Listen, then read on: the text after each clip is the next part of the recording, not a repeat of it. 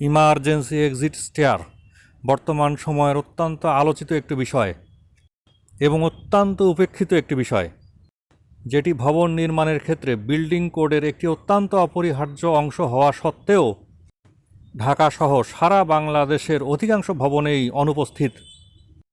কেন এই emergency exit এতটা প্রয়োজন, সেটা নিয়েই আজকের আলোচনা।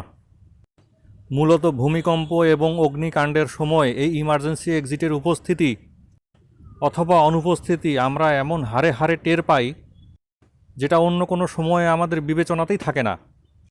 অথচ অত্যন্ত গুরুত্বপূর্ণ প্রাণ রক্ষাকারী এই উপাদানটি প্রতিটি ভবনেই থাকাটা জরুরি।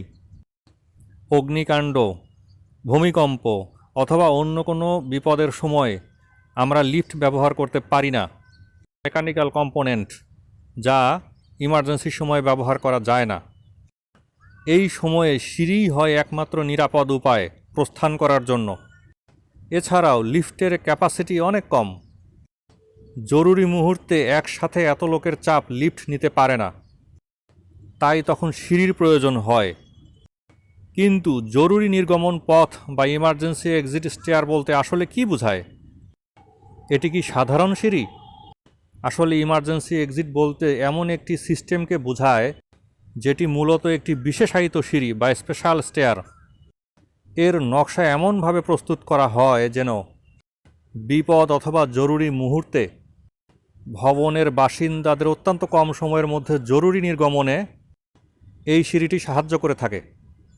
এটি একটি এনক্লোজড সিস্টেম, যা ভবনের ভিতরে অথবা বাহিরে থাকতে পারে, কিন্তু এটি মূল ভবনের সিস্টেম থেকে পৃথক থাকবে এবং নিরাপদ থাকবে।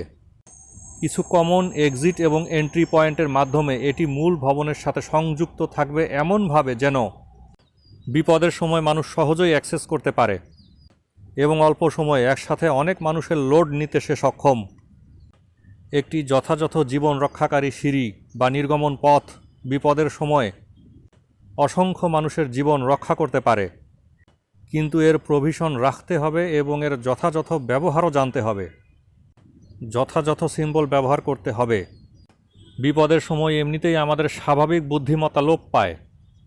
হিতাহিত জ্ঞানশূন্য হয়ে আমরা এদিক সেদিক ছুটাছুটি করতে থাকি। তাই জরুরি নির্গমন পথের সিম্বলটা এমন হতে হবে যেন খুব সহজেই তা চোখে পড়ে এবং মানুষ বিভ্রান্ত না হয়। অর্থাৎ সিঁড়িগুলো সহজে দৃশ্যমান এবং প্রবেশযোগ্য হতে হবে। Easily seen and easily accessible. প্রয়োজনের সময় কোনো প্রতিবন্ধকতা ছাড়াই খুব দ্রুত সময়ে সেখানে পৌঁছানো যেন সম্ভব হয়। সিঁড়িটির এক্সিট বা আউটলেট গ্রাউন্ড লেভেল বা এক্সিট প্যাসেজ ওয়েতে নিয়ে যেতে হবে, যেখানে গিয়ে মানুষ নিরাপদে বের হয়ে যেতে পারে।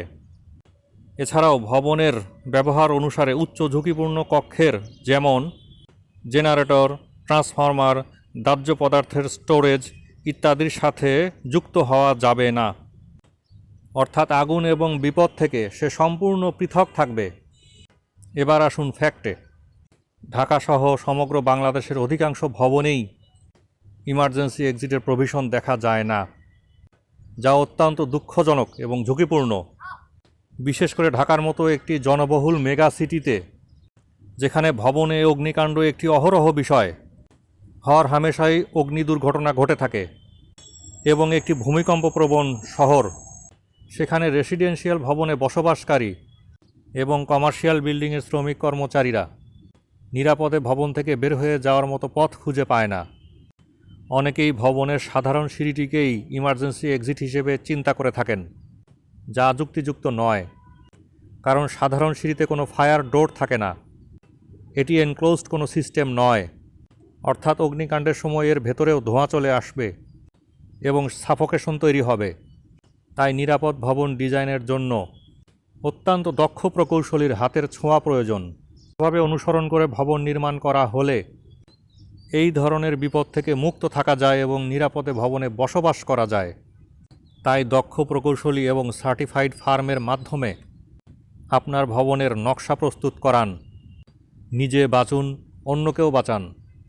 অগ্নিকাণ্ডেও নিরাপদ এবং ভূমিকম্প সহনশীল নকশার জন্য ডেসক্রিপশন বক্সে দেওয়া নম্বরে যোগাযোগ করুন। প্রকৌশলী আহসান।